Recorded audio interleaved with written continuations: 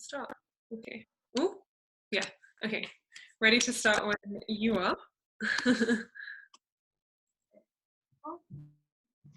Hi, I'm Natasha, and right above is Sophia, and we are the founders of Winter's Bloom.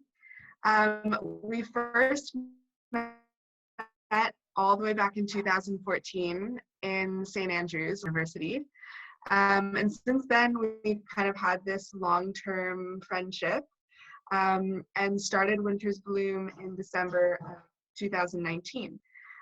During that time, we have published 2 collections of poems, the first one being The Snake and the Cuttlefish, which is a little bit more experimental.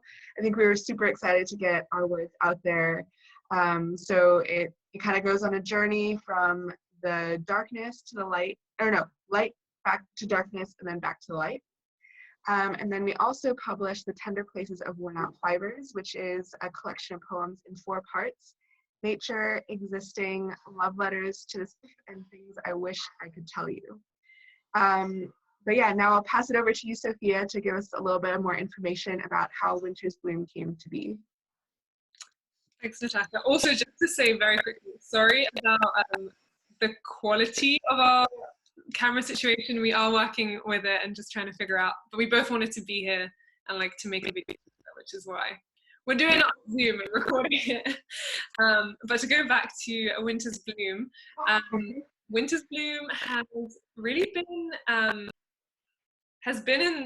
in the process and in the making for years. I feel like its essence is really inspired by the private, thought-provoking conversations that Natasha and I had and have had throughout our years of friendship. I feel like I wanted to have those conversations on a bigger platform, conversations that I felt were important, even those like sometimes mundane conversations like about boys, but also, you know, more thought-provoking conversations as well, such as our experiences being mixed heritage beings, being women, dealing with death, dealing with trauma, and the list like really goes on. So yeah, I wanted to see more of those kind of conversations, more deeper connections being built and nurtured amongst people from all different walks of life. And I think what makes Winter's Bloom different, because I do feel like there are platforms like this that are already doing an amazing job with this, is our approach where we try to be, I feel, a bit more holistic with how we see the inherently interconnectedness of different aspects of our lives, and not to like nicheify ourselves into being just like this one platform for like this one voice or for this one topic or this one like cause or whatever. So that was something that I felt was really important as well to bring through with Winter's Bloom. I didn't want it to be compartmentalized in our discussions, because I think when we compartmentalize our discussions, we begin to compartmentalize the way we perceive life, and as a result how we live life, and we lose sight of that bigger picture and of the interconnectedness that I think just naturally exists between us, between the environment, between loads of different aspects of life. Yeah, and I think the final important ingredient to Winter's Bloom was the ability to have respectful disagreements, which is something which is very much lacking on the internet of all places. So we just wanted to sprinkle some of that on the internet, and yeah, just understand that, you know, life is not like a zero-sum game. Like, you can come and 2 minds can come together, have different points of views, different perspectives, and still be able to be civil with each other and to respect each other, and to engage in conversations and challenge each other's thought processes. So that's a bit about what Winter's Bloom is. Kind of moving on to what we want Winter's Bloom to be on YouTube, because we do have many different platforms which will be linked below.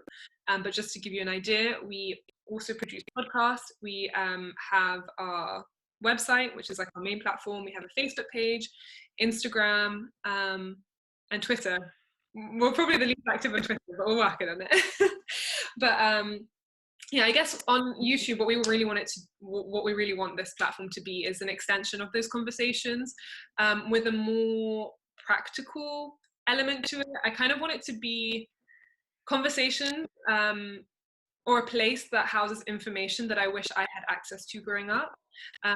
Because I feel like YouTube is a really powerful tool. I feel like it's not always being used to its best potential. There's so much information out there, but it's like how much of that information is just being bombarded with, I don't know, products or um, I don't know, just materialistic things. I want it to be an exchange of ideas with a more practical element. And I don't know, maybe we'll become like YouTube aunties to people. I think that would be really cool. But yeah, that's a bit about what we want this space to be, really.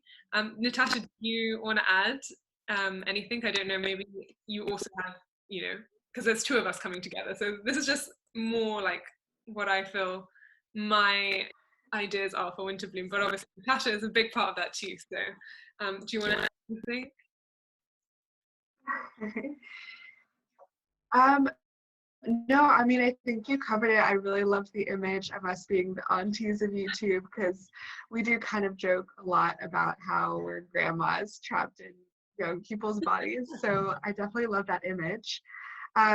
And yeah, I think Sophia kind of ran us through how you can connect with us, the many different ways that you can connect with us. I think each of the ways that we are out there so far has kind of a different vibe, which is why Sophia was trying to clarify what we want our YouTube presence to be. But yeah, we have all of the social media things that we are out there with are linked below in the show notes.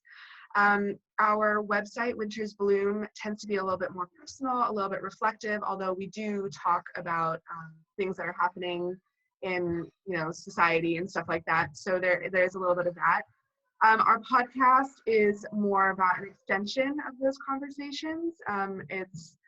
It's about, for example, like our reflections, because we reflect on the new and the full moons. We have a fuller conversation about that. And we also talk about things such as intersectionality, dating. We have a few cool topics coming up as well. So if you ever feel inspired to write with us or to speak with us, or even to offer your own little YouTube video, please reach out to us. We have a Gmail called wintersblooming@gmail.com. So you can reach out to us that way, or you can reach out to us on Instagram, Twitter, Facebook, yeah, all the places. And now we have this really exciting thing coming up, this spoken word event, and Sophia's going to give you a little bit more detail about that. Yeah, so we're really excited to, I guess, share with you guys that on the 2nd of June, Tuesday the 2nd of June at 7 p.m. My time, which is British Standard Time. I don't know, I think that's what it stands for. I actually don't even know what they stand for. And Natasha's time, which is 11 a.m.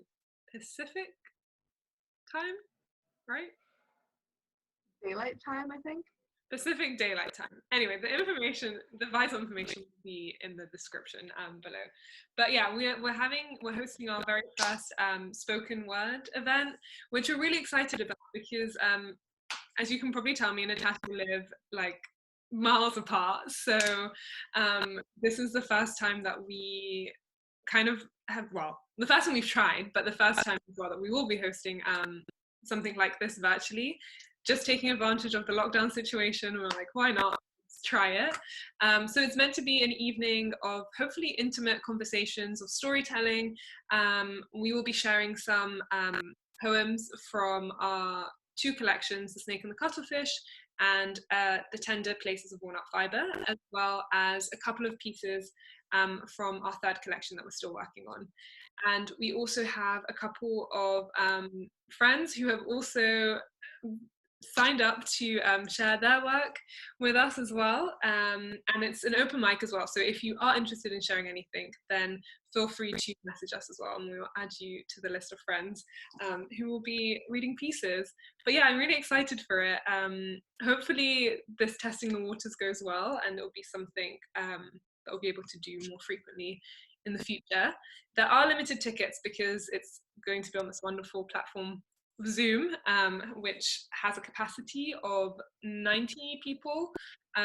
So if you are really keen to come, I would say make sure you snag up your tickets as soon as possible. You just need one for your household or for everyone who will be viewing with you, or if you're viewing alone, just one ticket, and it's free as well. So if you just want something to do, a bit of connection, then I would say come along and join us for what we hope is going to be a really good and just fun evening / morning.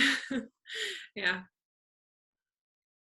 Yeah, and for our spoken word event, the theme, if you are interested in sharing a piece, is the same as the June theme of the month, which is healing and sharing gifts.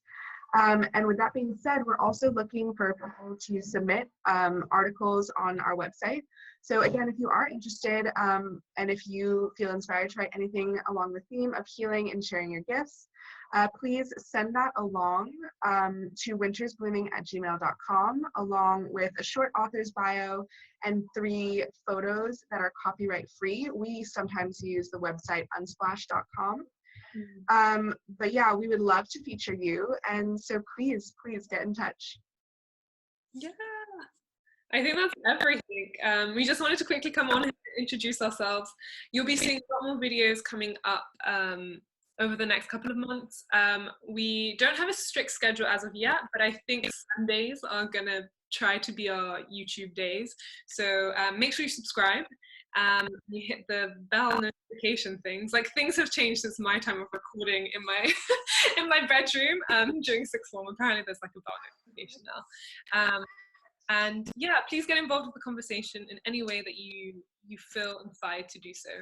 And we look forward to getting to know you guys better over the course of the next however many months years this lasts. Yay, thank you for tuning in. Yeah, hopefully we'll see you at our spoken word event. Thank you. Bye.